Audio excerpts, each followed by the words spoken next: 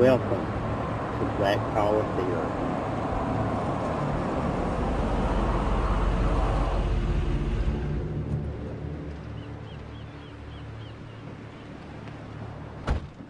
All right, ladies and gentlemen, we want to welcome y'all back to the Black Power Therapy.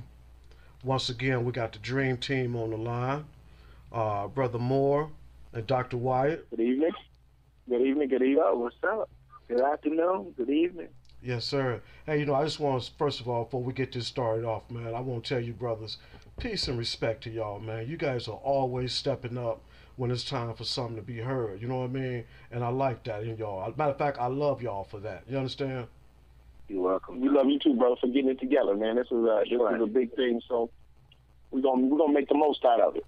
Appreciate it. Now, what's on my mind today, y'all, is I know y'all been seeing all this stuff going on in Baltimore, and what I want to touch on today is a few topics. The first topic is, since when does a protest turns into a riot? I'm confused on, was this a riot or was this a protest? So, I'm just gonna spin it off on the Dream Team and figure out, if we can make some kind of perspective on that, because this is kind of confusing to everybody, because we got the news media calling it a protest, but I don't know, when I look at it, I'm just looking more like a riot, so what you fellas think on that? Give me your perspective, Dr. Wyatt. Okay, so if you look at history, we can go all the way back to Watts. Anytime we protest, for whatever reason, we seem to burn down our own neighborhoods first. I'm not sure whether it's just something that's inherent to the movement, but this is not the first time. We saw the same thing with Ferguson, and like I said, all the way back to Watts this happened. Why we still continue to burn down our own in the midst of protesting? Because, there's a certain amount of people who are looking for, waiting for, instigating the violence and the burning and all of that type of stuff. They're opportunists to take advantage of the CVS or the Walmart or any other place that might be vulnerable. It's unfortunate, but it is a part of what happens whenever there's a protest or an uprising. And it's just, I don't agree with it. I think when you talk about what the difference between a protest and just burning down your own neighborhoods, I think we can do both.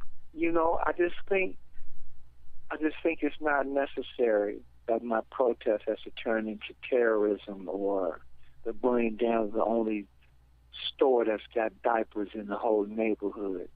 I mean, we have to be able to see further than that. So, if the question is, when does one become the other, I think as soon as you begin to destroy property and become violent, then one becomes the other. I think you can protest and say what you have to say without burning down your own neighborhood.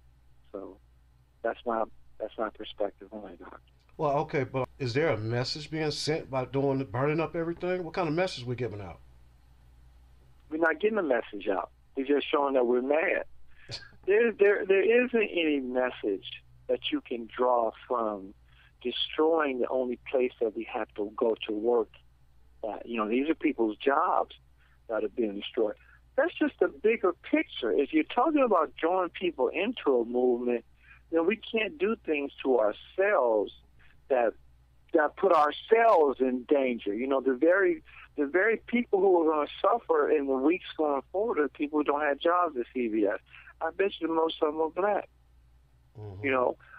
Unfortunately, we don't seem to have come to a place where we can articulate how we feel. All we've really seen is the anger. Now I'm gonna tell you, it's been bottled up for a long time. When you started looking at the statistics of how many times we were being stopped, what we were being charged with, how many times they weren't finding anything, how they were merchandising, how they were trying to see how many tickets they could put on.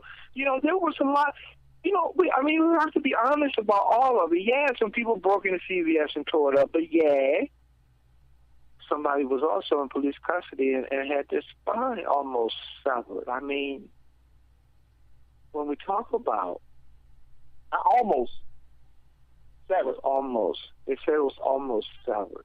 I never seen almost ever kill nobody. They broke that boy's spine. I hear you. They also said he did it himself. So let's be careful with when we talk about what they said, because right, because the science is going to come out pretty soon. We're going to really get actual facts here pretty soon. We hope so. Yeah, most definitely. Okay. But then I think my perspective is if he did it to himself, there's a problem. If they did it to him, it's a problem. When you are in police custody, they are responsible for you. Absolutely. But wait a minute. That's exactly right. But wait a minute. That's exactly right, Mr. Moore. But wait a minute. If I figure out a way to get my hands free or get my shoelaces untied or whatever it is they're supposed to do to keep me from hurting myself, once they take me into custody, they're responsible. So are you saying we understand that there's some issues with the way this gentleman was handled, apprehended, and the conclusion?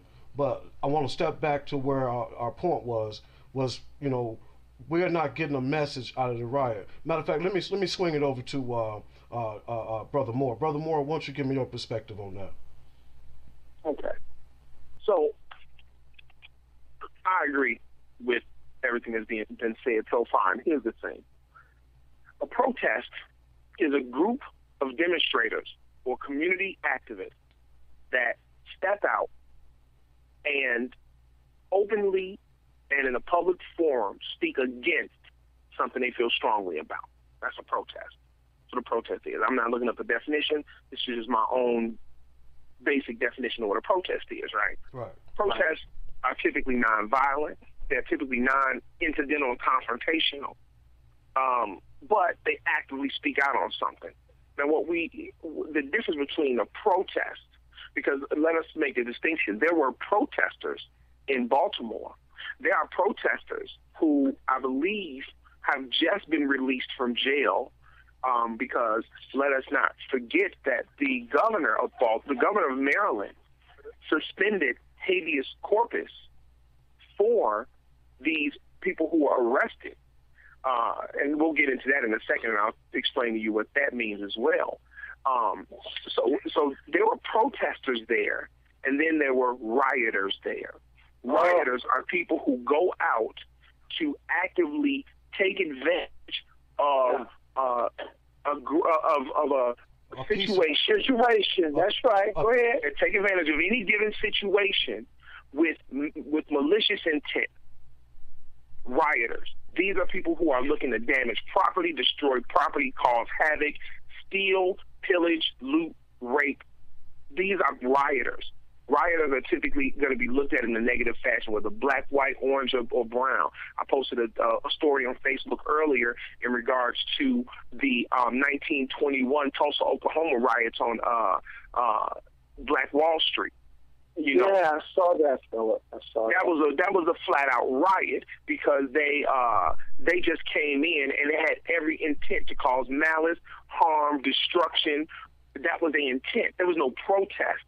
They went out there with the intent to go kill this man, and because these people stood up, they rioted and tore up the city. So, not to say that their anger and frustration in Baltimore is not warranted. The anger and frustration is warranted, but we have to understand that I'm not going to say, I was going to say you can't fight fire with fire, but you actually can fight fire with fire. So let's not get into technicalities. We have to take a very systematic approach, which I believe is similar to what Dr. Martin Luther King and the peaceful protests in the 60s took. We have to stand back and make the public aware of the atrocities that happen. Right now, in every incident that's involving a police officer, a public incident that's involving a police officer and a young black man, it's the reason why these police officers have been able to get off, some scot-free, some with minimal sentences, is because of the perspective of the story. They're able to spin it to their perspective. This is what happened. This is the same level of tension that happened in the 60s.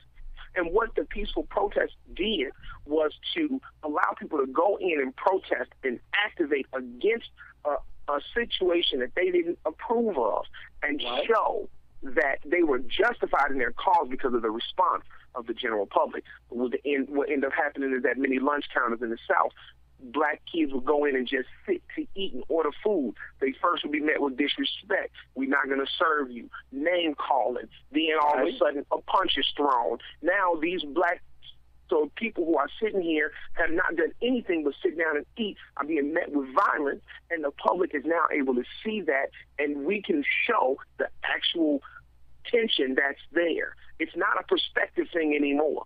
It's not, well, we've heard, and, oh, well, he said, and we might have did. Now everything is out there. We're taking that part away from it when we just go out and start rioting. We justify the behavior and the apprehension and the fear that the police department uses to justify their destruction of our young black men and women.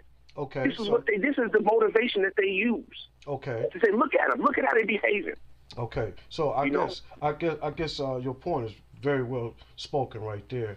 So actually, the way we're looking at it then, there is a line drawn in the sand. There is an opposite between protest and riot. And without question. And so our young generation, the younger generation, just have not. They must don't understand that there is an opposite of it. They understand. I think they understand. I think they do too. Go ahead. Here's the thing. I heard a young man say on a news channel. He said a caller called into this radio station and said that I think these youth were set up. One of the things that he said was, he said, if you notice that Baltimore had suspended bus service at about 2:30 in the afternoon, just as all the high school students were getting out of school. They made everybody evacuate and exit the bus service.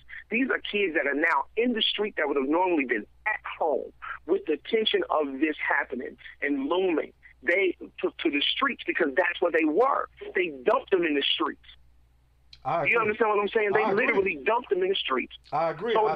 So a lot of people feel like it was a setup from the beginning. Right. So you're saying it's frustrated for all these kids to be in the street as soon as they get out of school.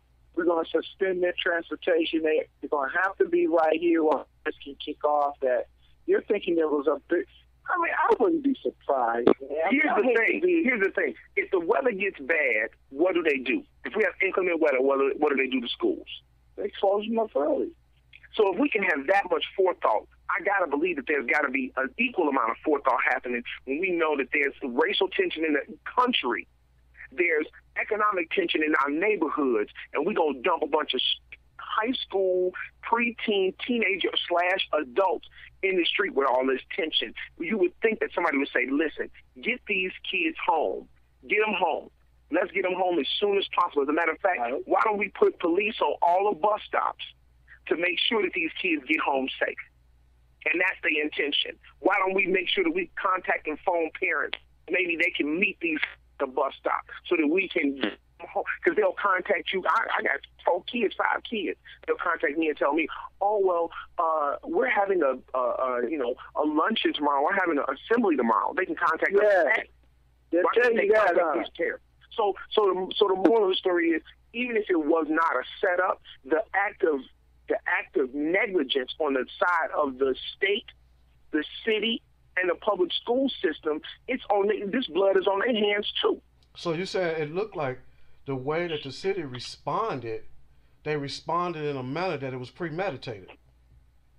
It was definitely. I say this because I'm a huge conspiracy theorist, but my conspiracy theories have to be met with real organic evidence. And I'm gonna say this: that the amount of negligence shown on the side of officials warrant some sort of cover-up or some sort of ulterior motive. Yeah, that's absolutely. right. So there was that level of negligence on the part of the city is ridiculous. So we can all agree there was some premeditation here. I agree there was massive amounts of negligence. Yes. I think we agree that the mayor coming out saying give them room to burn things didn't go over real well.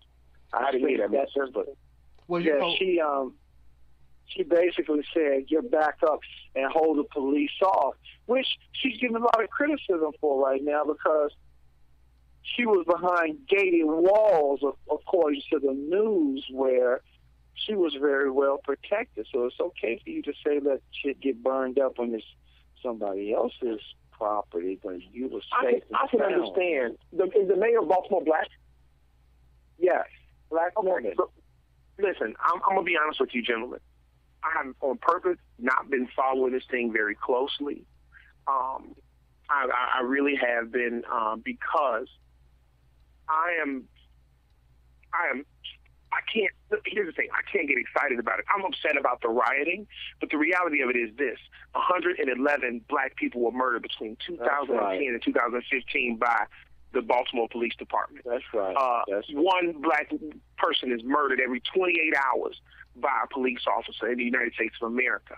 So I'm not shocked. I can't do the shock and awe because of something that the police did that they do every single 1.2 days. Tune in next week for another episode of Black Power Theory.